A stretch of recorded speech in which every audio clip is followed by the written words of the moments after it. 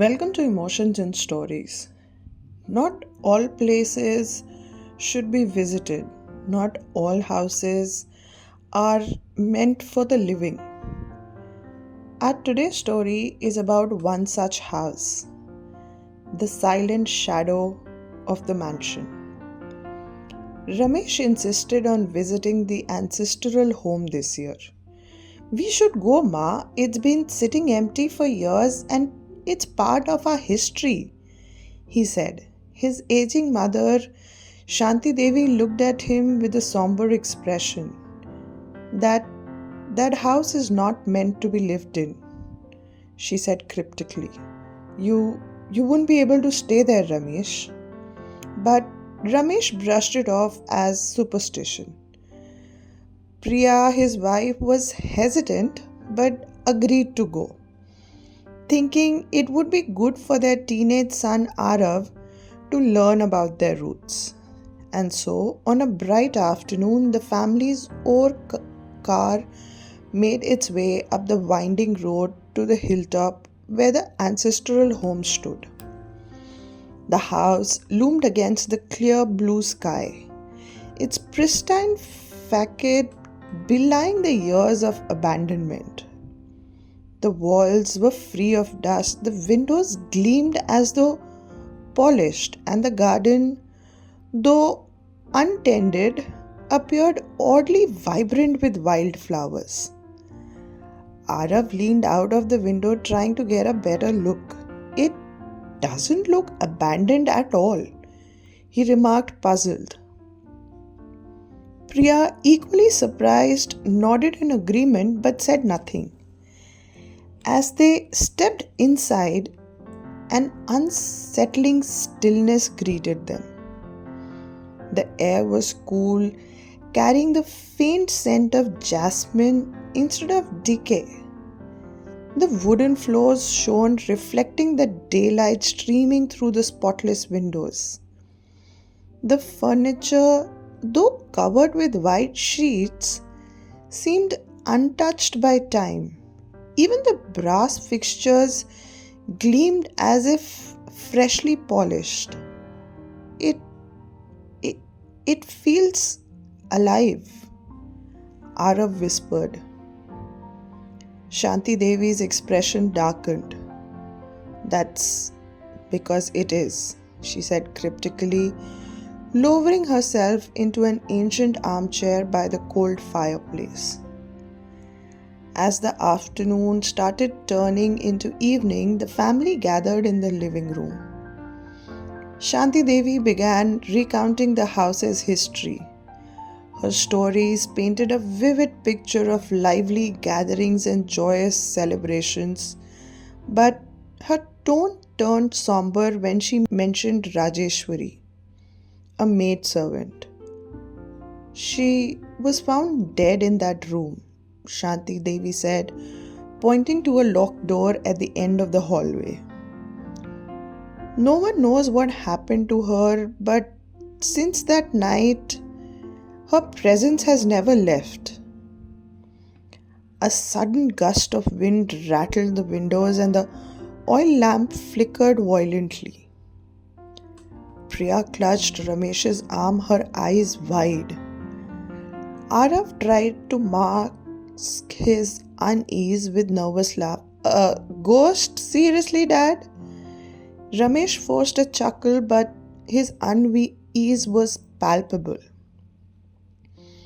Unable to shake off the strange atmosphere, Ramesh decided to inspect the house before nightfall.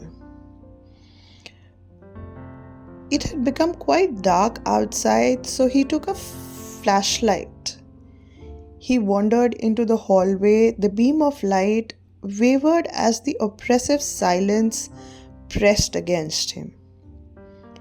As he approached the locked door, the air grew heavy, and an inexplicable dread filled him.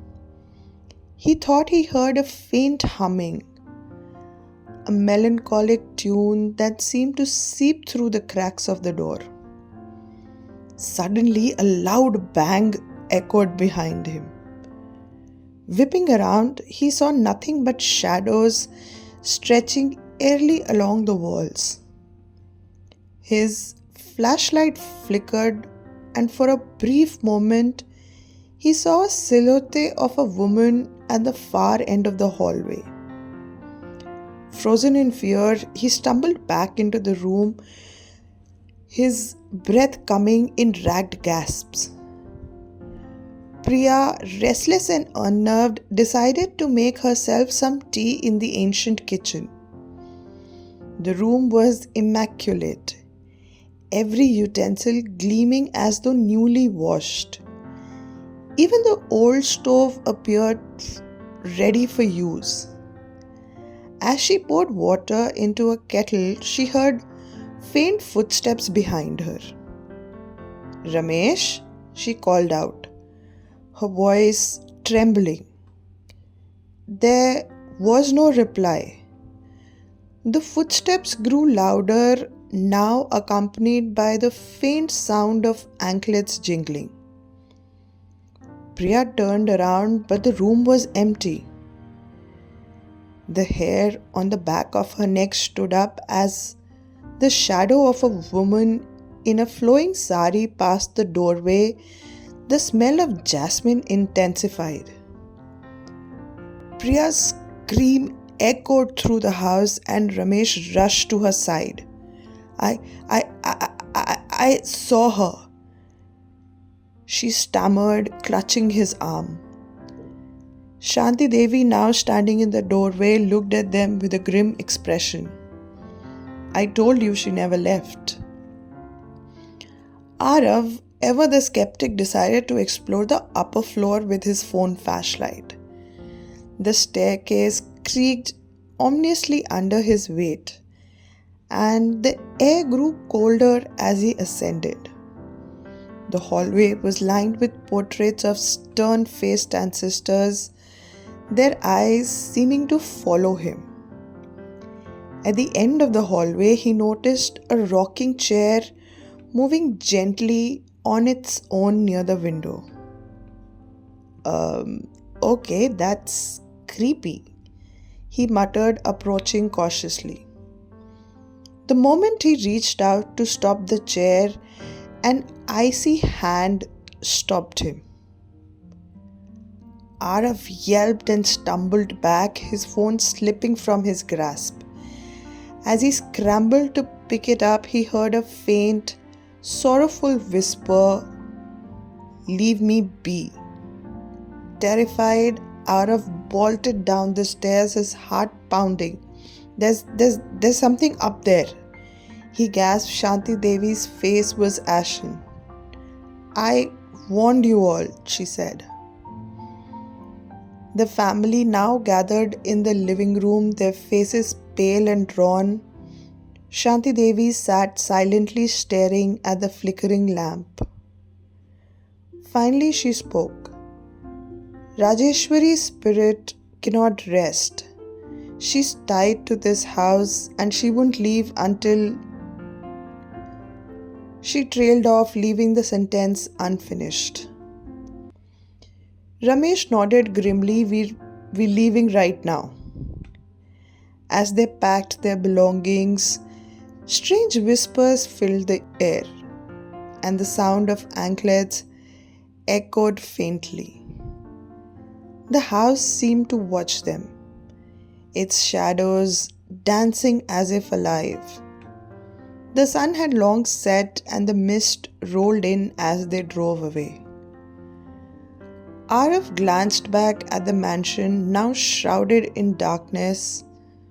"Will she ever rest?" he asked softly. Shanti Devi placed her hand on his shoulder. "Perhaps one day when the time is right." The ancestral home faded in the distance, but its haunting presence lingered in their minds, a chilling reminder of the secrets buried within its pristine walls. I hope you enjoyed today's story. Do let us know what you think about it in the comments below. Thank you.